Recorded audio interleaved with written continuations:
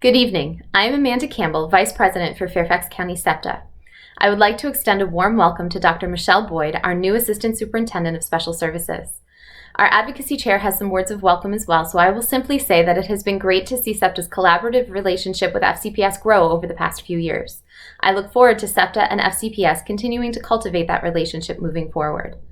With literacy on the agenda tonight, I start by asking FCPS to create a district-wide standard that all students are taught according to the science of reading. While Diane covers this more in depth, my request stems from an augmentative and an alternative communication webinar I attended recently from Saltillo, the makers of Words for Life, one of several AAC applications used by FCPS students. It goes into detail about the necessity of explicit phonics instruction for students who use AAC devices.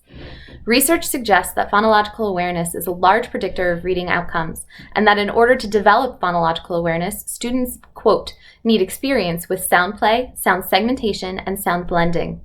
As a parent of a child who has apraxia and cannot create sounds on command, I can attest to the difficulties she faces with those phonological skills. The whole language sight word approach that FCPS is currently using to instruct AAC users teaches students how to match pictures on their devices, not how to actually read and decode the words. I believe this free training, linked in the footnotes, or something equivalent, should be mandatory for all teachers and staff instructing students using AAC. Regarding the return to school, SEPTA has received reports from teachers that there are concerns about the amount of PPE they are being assigned, with little information regarding the length of time their allocated supplies are expected to last. This is especially problematic for teachers and staff who assist students with toileting needs, as fresh gowns and gloves are required after each bathroom assist. For example, it was shared with us that an entire department is being allocated 80 gowns and 1 to 2 boxes of gloves per person, with no indication of how long these materials are expected to last. If a class contains even just 4 students who require toileting assistance, and acknowledging that most children use the school restroom at least twice a day, a single teacher will have to replace their gown 8 times per day. Plus, many students require the assistance of 2 staff members to support toileting, especially for the older students. Those 80 gowns are not going to last very long at all, not to mention there's no information as to how often they will be laundered if they are reusable.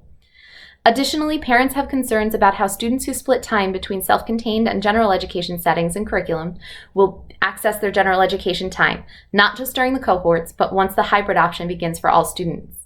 Questions have been asked repeatedly about how these students will access their general education curriculum time and peers as we move into more in-person teaching, but there has been little direction provided publicly.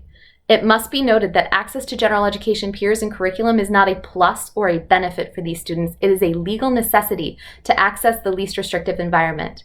Given that there is a return to school work session this week, we look forward to hearing more on how FCPS will address these concerns. Thank you very much.